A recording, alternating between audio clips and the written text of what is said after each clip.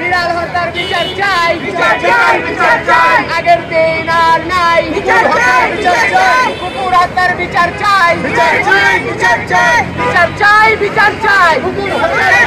আমার কাছে সবচেয়ে মনে হয় যে আসলে এই 2024-এ বাংলাদেশে এই ধরনের একটা ঘটনা ঢাকার মধ্যে একটা কমিউনিটির ভিতরে ঘটলো।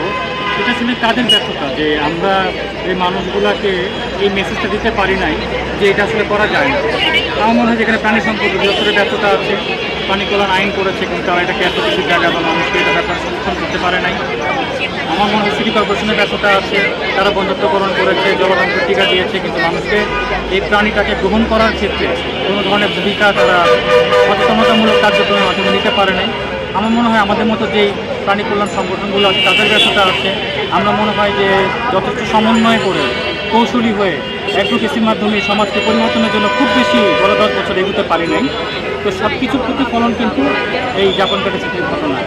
কারণ বাংলাদেশে এই মানুষগুলো আছে ছিল বলেই কিন্তু আমরা কাজ করার চেষ্টা করছি, আমাদের উদ্ভব হয়েছে, আইন হয়েছে।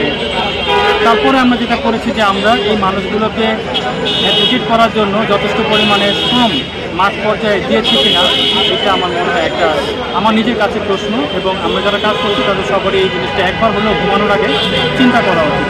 নিষ্ঠুরতে যে ঘটনাগুলো ঘটে তার 90% মনে হয় দুইটা নাম তার সঙ্গে যুক্ত। একটা হলো জাপান সিটি গার্ডেন, একটা হলো রামপুরা। এই জাপান সিটি গার্ডেনে কুকুর বিড়াল মারার প্রচেষ্টা কয়েক বছর ধরে বারবার কিন্তু হচ্ছে। তো এই যে কর্তৃপক্ষ দাবি করছে যে তারা আইন জানে না, এটা আসলে একদম ভুয়া কথা। বিকজ তাদেরকে এখান থেকে কয়েকবার শাসনি দেওয়া হয়েছে, কয়েকবার বন্ধ করা হয়েছে। এবং এটা ওদের খাসলো, এটা ওদের অভ্যাস, ওরা মারবে এটা ঠিক করেই ওরা কাজগুলো করেছিল। এবং তাদের সঙ্গে শত্রুতা করে যারা নাকি এই কুকুরগুলো দেখভাল করতো তাদের সঙ্গে শত্রুতা করে। সুতরাং এইটা এভাবে আর চলতে দেওয়া যাবে না, এটা পদক্ষেপ নেওয়া হবে। এখান থেকে ডিএনসিসি ইনভলভ হয়েছে। আগে তো সবসময় প্রাণী কল্যাণ কর্মীরাই কথা বলতো, এখন শুধু প্রাণী কল্যাণ কর্মী না, এখানে প্রশাসনও যুক্ত হয়েছে। সুতরাং এই ধরনের কাজ কারবার করে আগে যেরকম পার পেয়ে যেত মানুষ, এটা আর পার পাবে না। জি, আমরা জানেন যে গতকাল জাপান গার্ডেন সিটিতে যে ঘটনাটি ঘটেছে একদম অমানবিক ছিল এটি। আমরা দেখতে পাই বিভিন্ন সময়ে রাকিব সিটি বা অন্যান্য সিটিতে এই প্রাণীদের প্রতি অমানবিকতা ঘটে, তারা বিভিন্নভাবে প্রাণীদের নির্যাতন করে। কিন্তু জাপান গার্ডেন সিটি গতকাল যে 10টি কুকুর এবং 3টি বিড়াল মেরেছে, এটি খুবই জঘন্য কাজ তারা করেছে। এবং আমরা এর বিচার চাই, যে বিচারের জন্য আজকে আমরা এখানে প্রাণী অধিকার কর্মীরা জাপান গার্ডেন সিটির সামনে দাঁড়িয়েছি একত্রিত হয়ে। আমরা একটি বার্তাও দিতে চাই, আসলে কল্যাণ আইন 2019 আছে, সেটি অনুযায়ী এটি একটি আইনত দণ্ডনীয় অপরাধ। অন্যান্য সিটিতে যারা আছেন এই কমিটির লোকরা, আপনারা আসলে চাইলে প্রাণীদের প্রতি এরকম অমানবিকতা করতে পারেন না। এবং এই জাপান গার্ডেন সিটি যারা এটি ঘটিয়েছে তাদেরকে আইনের আওতায় আনার মাধ্যমে যাতে একটা বার্তাও দেওয়া হয় দেশব্যাপী যে এটি আইনত দণ্ডনীয় অপরাধ। আমরা এই হত্যাকাণ্ডের বিচার চাই। কিছু বলার ভাষা নাই, কারণটা হলো যারা এই কাজ করছে তারা মানুষের কাতারাই করে না।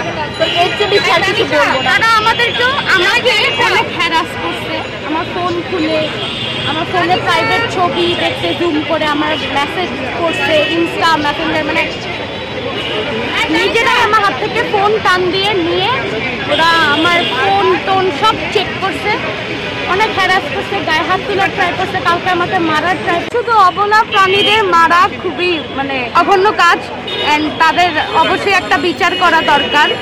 আজকে আমরা এখানে যে ঘটনার জন্য আসছি এটা আসলে কাম্য ছিল না কখনোই। সবসময় আমরা চেষ্টা করছি যে মানুষকে অ্যাওয়ার করার, যে মানুষকে ওদের ব্যাপারটা বোঝানোর জন্য, কিন্তু মানুষ আসলে বুঝতেছে না। এই জন্য আসলে আমরা নিজেরা কতটুকু সাকসেসফুল হইতে পারতেছি বুঝতেছি না। দেশে আইন তৈরি হয়েছে, বাট আসলে আইন প্রয়োগটা হচ্ছে না, বা আমরা আইন থেকে ওইভাবে হেল্প পেলেও দেখা যাচ্ছে যে রেজাল্টটা আসতেছে না। মামলা হচ্ছে কিন্তু এটার একদম যে একটা এন্ডিং হবে, মানুষ যেটা দেখে যে মানুষ যে অ্যাওয়ার হবে যে না এটা করলে দোষটা হইলে যে দেশের আইনানুগ ব্যবস্থার মাধ্যমে সে একটা শাস্তি পাবে, সেটা আসলে হচ্ছে না।